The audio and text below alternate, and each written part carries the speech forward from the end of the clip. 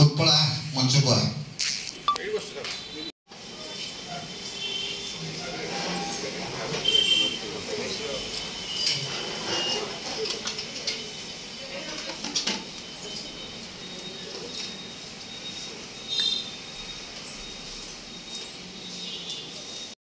मंच छाड़ा मो अतिथि मान को निवेदन करी से जगन्नाथ पाखे जने सफल औपन्यासिक भाव ओडिशा रे प्रतिष्ठा लाभ करथिबा औपन्यासिक गंगाधर विश्वाल 5 खंड उपन्यास लिखि अछन्ते। सही उपन्यास गुडी कहला बोधे तमरा मने थिबो आनंद प्रकाशन कटक, अलिभा मिश्र प्रेम कथा hyphen Baleswar, time pass Bhubaneswar, गोपन कथाटी कुह टाइम पास का एम्पोरियम खोलता ओडिशा बुक एम्पोरियम कटक। आज से जने अतिथि औपन्यासिक से तांकर विषय वस्तु उपरे मत प्रदान करिवे। आशा रखिबी आज कार्यक्रम मध्य से सफलतार आउ एक माइल खुंट ही रहिबो। आपण माने जानि पॉकेट रे हम पॉकेट रे धरिबो नै। आपण माने कहानी जदि भाबिबे पॉकेट ताले उपन्यास होछि गोटे बैग। कहानी रो जते विस्तृत करा जाय से उपन्यास परिणत होय। से जो विन्यास माने होछि कोन सी गोटे जिंस को विस्तृत करबा अथा गोटे अधिक करबा से सहित में ये ना रखाई छी विन्यास। कहानी को जते हमें विशेष करी अधिक विस्तृत करू से उपन्यास हो हे पारे से यार ना विन्यास रखाई छी। आज रो कार्यक्रम रे जो माने हम पाखे अछंती जो माने आज आलोचना चक्र रे भाग लेबे समस्त बालेश्वर रे जने जने चिन्हा परिचित एवं जने जने साहित्यर आगधार लोक तेणु ताको स्वागत जनाऊँगी आज आम कार्यक्रम को। ये कार्यक्रम एमती आग को चलू एवं भल रहू ये रोचे जहाँकि आदिवासी भाषा आदिवासी जनजाति को नहीं मत लगे जे आम समस्ते निश्चित भाव जाचे आम दीर्घ स्वाधीनता परवर्ती काल जे आदिवासी माने सब गोटे अवहेलित पर्यायर था। आदिवासी को नहीं उपन्यास लिखा गोटे साहित्यर गोटे बहुत बृहत अंश जोड़ी परिचय बहुत उपन्यास लिखाई जो गोपीनाथ महांती दादी बुढ़ा जो कंध आदिवासी लिखाई बंडा जनजाति कि तरुणकांति मिश्र स्वारत सतम पोया आदिवासी गोपीनाथ महांती अमृतर सन्तान कंध आदिवासी तेणु आम सामाजिक प्रभाव कहले जे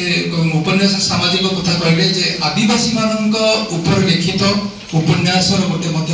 योगदान रही। विप्लव कथा शुणिकी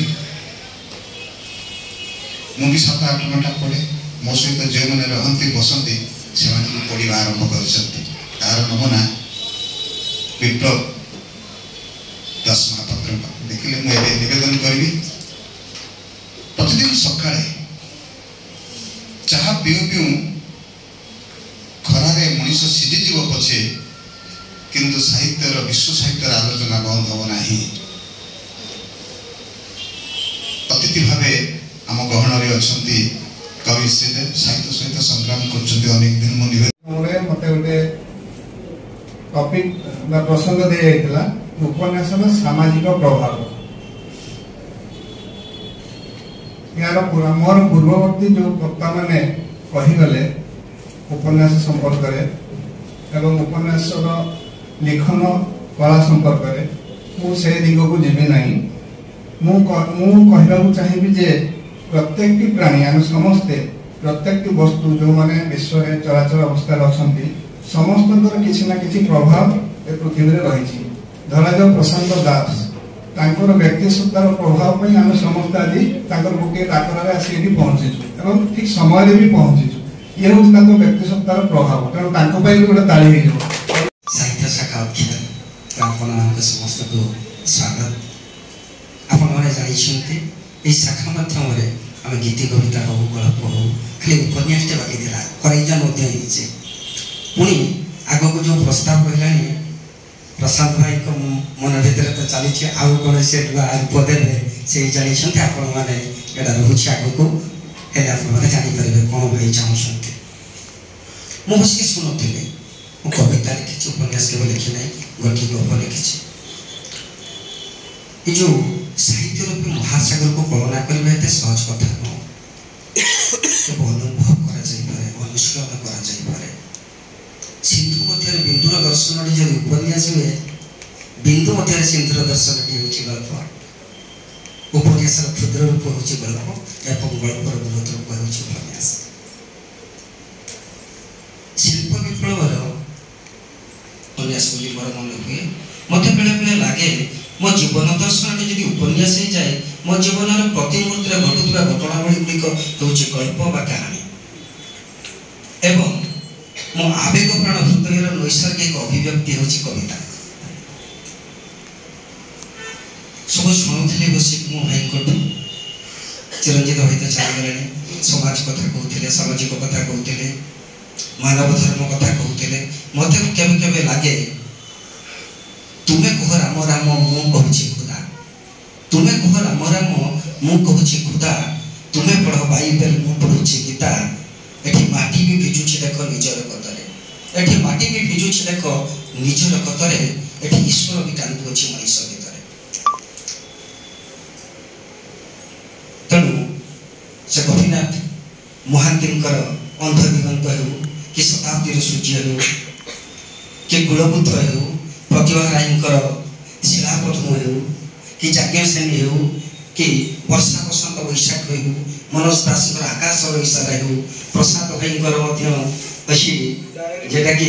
डायरी मनीष एवं 9 घंटार सहर एक उपन्यास